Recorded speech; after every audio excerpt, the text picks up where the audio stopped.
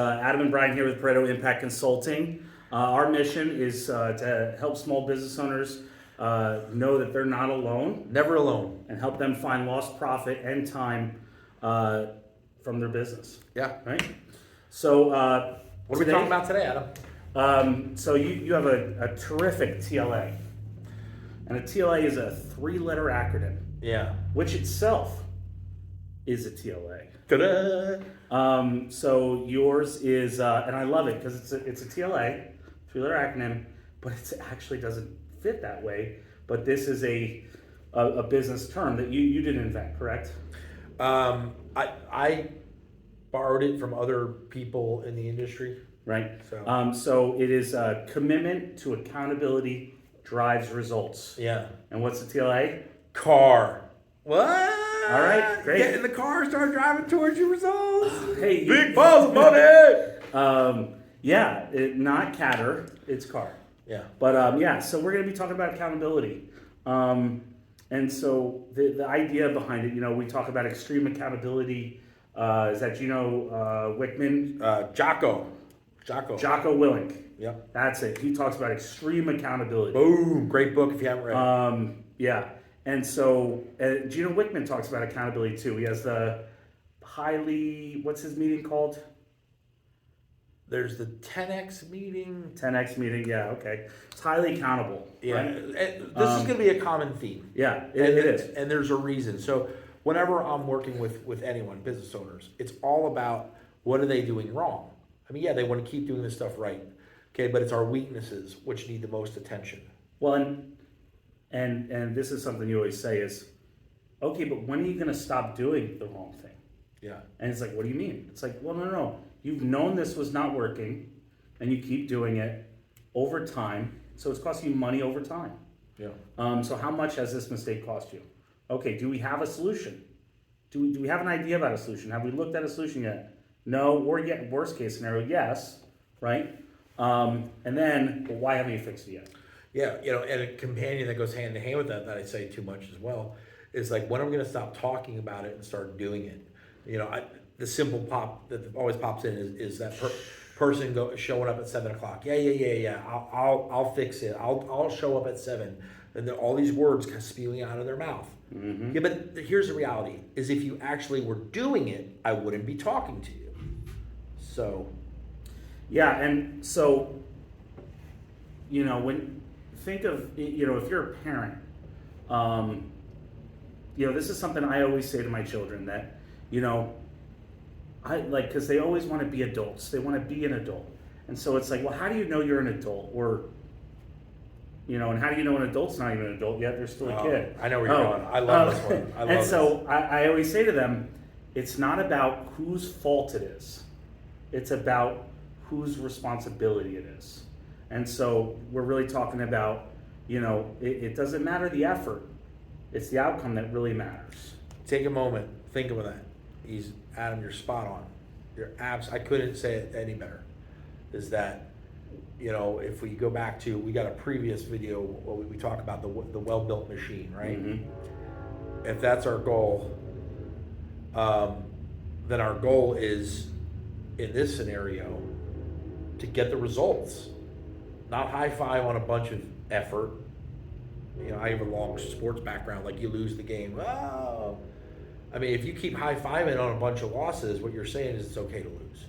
Now, mistakes happen. There's plenty of times where they played their guts out, right? Yeah.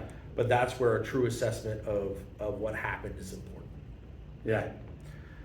And so that's what accountability is. That difference between, well, it wasn't my fault because something happened that I don't think that I could have foresaw or planned for, right? Accountability is, hey, you're right, I said I was going to do something, and I did it. Yep. Or I didn't do it. And if I did it, how am I going to change? Yeah, take your leg. And that's the core of really what we're talking about at this part. This part falls under the umbrella of behavioral change through like managerial leadership, right? It falls into changing our people's behavior. And an extension of that really is just being honest. Did they do it and didn't they? And then understand the psychology of, okay, if someone's lying to you all the time, that's bad. What are we going to do about it? Yeah. Okay. That's a different problem. Yeah, and That's integrity, not accountability. yeah, and basically, so what we want to do psychologically is we want to reward when our people are awesome, and what is awesome, get the results, right? The right way. Yep, the right way. And then what is the opposite, because they go hand in hand in psychology, changing behavior. That's what we're trying to do here, right? Yeah. Is change bad behaviors, unwanted behaviors, okay? Is there's got to be negative consequences, and just in a general sense, they need to escalate. So as a business owner, because it's not just about doing these things at times, right? But it's about, like you say this, you first hold yourself accountable. Absolutely. To But that's the number one failure. the accountability of the organization and to holding everybody else accountable. 9 out of 10 times the owner is the worst person, okay? Because they're the only person that can't get fired. It could be they wear somebody else's hat and they don't play by the rules. Mm-hmm. That's the most common, is when you cover You this. know, right on down, or you know, they make up their own rules as they go. Now, an interesting point here, you and I were talking about this earlier, is so accountability actually starts with that leadership component of clearly defined goals and expectations. Part of that machine, what are we trying to do? What is the experience we're trying to set with the customer or the product? All the way flowing through that. But you know, those clearly defined expectations, because without those clear expectations, and if it's a time-sensitive thing, a deadline, okay, people don't actually know what you're asking. So their chance of meeting it is accidental. But once you have that, and then like if you've expressed it clearly to me, it is now my responsibility. If I choose not to accept it, you as the manager should escalate me right out the door. And if I choose to accept it, I should do what I say I'm going to do. And that's a real simple way it boils down to, is people saying and doing what they say they're going to do. There should always be an alignment. Yep. Yeah, and that is critical, right? So, you know, commonly we see a business owner go into, you know, hop into the shop and place is a mess, right? He has no idea why it's a mess, right? And he's never set the expectation yet that, one, I need this place spotless at all times, or, hey guys, I know it gets messy, but when you're done, you know, that last hour needs to be clean up. Think construction. Hey man, you pick up your nails, you clean up at the end of every single day. And smart foremen build it into their day. Yes. And so, you know, that expectation really hasn't been set, and it's not consistently verified or inspected. You know, that's the next part, right? Verify. Yeah, so once we have our expectations, we have our people doing it. There's a couple different ways to say this. You know, we talked in a previous video about, you know, metrics and tracking things. A slang you used to say is, you know, what gets expected gets inspected. Mm-hmm. You know, if you're not tracking it, it doesn't matter. You know, Doesn't exist. because you're not putting exactly. And then one that I like to use is we trust that our people are doing the right thing, but we put systems in place that verify it. You know, so like maybe I say, oh yeah, I was here at 7, but then Adam, the payroll person, just looks at the report. Had nothing to do with my personal, you know, just verifies. Yeah, always. You know, so you create some checks and balances that are, and if you systematize it well, then it takes the personal insult out of it. Mm-hmm. You know. Yeah, you do it to everybody. Yep. You don't verify the person you think is always late. Yep. Because that'll get you in trouble. Yep. Yeah, so you clearly define the expectation. So this is, so as an owner, how do you start implementing this? What does this look like? Like, what's the first thing you should do as an owner when you want to build a highly accountable organization? First, you got to apply it to yourself. You're an employee. Like when you're wearing a hat for the business, you are subject to the same rules. Yep, the spokesman, the Okay. role model. Great leadership starts with you, you know, walking the walk and talking the talk in those respective orders, right? When nobody's looking. Yeah, exactly. And then an extension of it, but if you're doing that part, it becomes easier. Like I was just thinking about this earlier. what if you said something, because it doesn't have to be crazy. Keep it simple. We talk about that for small business owners. People get intimidated by this monstrosity of, oh, this is going to be too big. So what if I said, I'm going to do the morning pre-sort communication at 7 o'clock, and I have a big stopwatch, and through habit, I train everyone that 7 and 1 second, I start my PCM and I start talking, okay? Maybe we kind of have loosely like a semicircle, right? So anyone who comes in late is going to awkwardly slip into that circle, okay? And then maybe I, take a moment, I call them out, walk of fame or a walk of shame when somebody does something bad, shame, right? Is I go, hey Adam, good to see that you're late again today. We'll make sure we talk, after this, in front of everybody. I didn't need this crazy system, right? I didn't need like 17 versions of spreadsheets. No, why? All I needed to do is walk my walk, which was at 7 and 1 second. So after 7 o'clock, I'm going to start this meeting. And by starting that meeting with commitment, I'm setting an expectation and modeling leadership to my people. Okay, and then inherently in there, there's a check and balance that anybody who's late is going to be clearly identified. And then the consequence part. you need to start at 7. Yeah.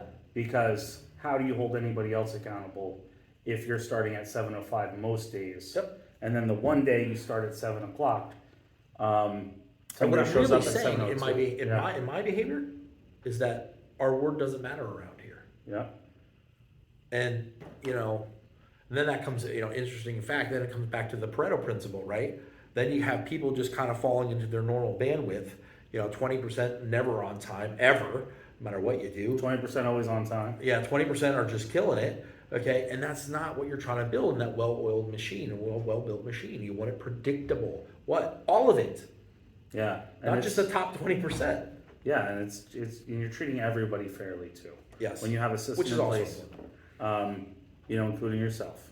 And when you do walk the walk, and an extremely accountable organization, it can hold their leaders accountable too. And it's a great thing when It it's really like, is. hey boss, you're late.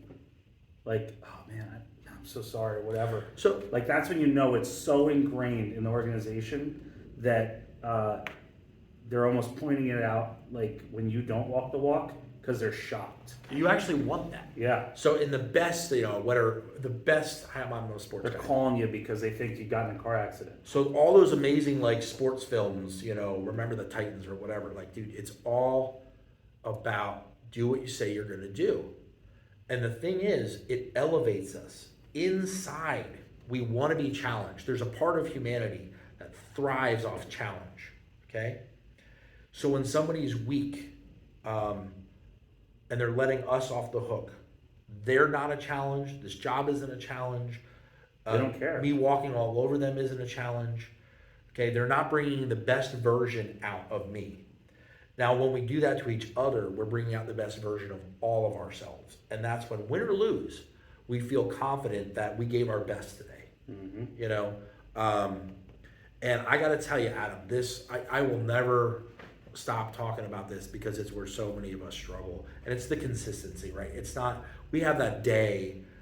You love telling, do you want to tell the seagull story? Yeah, commonly you everybody has this experience where the owner or whatever, and it's almost predictable, right? The owner just got bad news, right? And so he busts out into the shop's a mess, and what does he do? He like kicks over a bucket, screams at everybody, and then he walks back in, right? We call that a seagull manager, right? Why? Because he flies in, shits all over the place, and leaves. And I didn't even make that up. So right, that's where everybody, you just blow it off. That's him. He's venting, whatever, and they move on with their day. They keep doing their job and getting work done. They do the exact same thing they were going to do, because there's no predictability behind it, right? And consistency. Yeah, and so we seek that out, that predictability of, we know he's going to walk in and. They just love it when they know, oh, I know he's going to do this next, Yep. so that I can win, so that I can have my walk of fame. And it's that lack of predictability that really destroys the credibility, right? Mm-hmm. He's not a leader. We don't look up to him as a leader, and because of that, even if there was a grain of truth in what he was saying, we don't care. Yeah, and you know the key behind accountability, like and just extreme accountability, whatever you want to call it, but just accountability by definition should be accountability, Yep. right? We shouldn't need extra words on top of it. But the key of it is that it really does. It is the only way to systematically create a system of rewards Yeah. for your best employees. And let me, here's an idea to close us off, okay, on this topic. Imagine, let's keep it simple and out of work. I tell you, I'm going to pick up the pizza tonight for dinner, okay? And you're at the house waiting, and you got your kids or whatever, and everybody's waiting for food. Now I got two choices. I can either do what I said I was going to do, or I could not. And if I don't, man, does that really mess things up. And now, like, you guys are scrambling, you don't even know why I didn't do it, which creates another problem. You know, and in business, there's calculations happening. Let's, whatever, approach 20 people this week. Because if we approach 20, we think we'll get 5 sales. Mm-hmm. Well, people need to do what they say they're going to do, because the whole pyramid, the whole infrastructure is being built off of these assumptions that it's happening. Why? Because we defined it as the right thing to do, so then we said, go. Yeah, it's the only way to win. So it all crumbles if people stop doing what they said they're going to do. Yeah. You know, and the way you reverse that is you start saying, no, listen, here we starts with the message. We are going to do what we say we're going to do. And then it starts with when people don't, there's consequences up to it, including you're not part of the team. I give you every opportunity to succeed here, but you're not doing what you say you're going to do. Yeah, and it's easy. It's easy then, right? You've given them every chance in the world. Yep. But remember, on our closing note, you know, accountability and that commitment to it, it all starts with the man in the mirror. Yep. Or woman. Yeah, absolutely. So, that was a fun journey. This is one of my favorite topics. So thanks for coming along for the ride. Amen. Let's go do push-ups. Yep. See you next time around. Let's go do push-ups.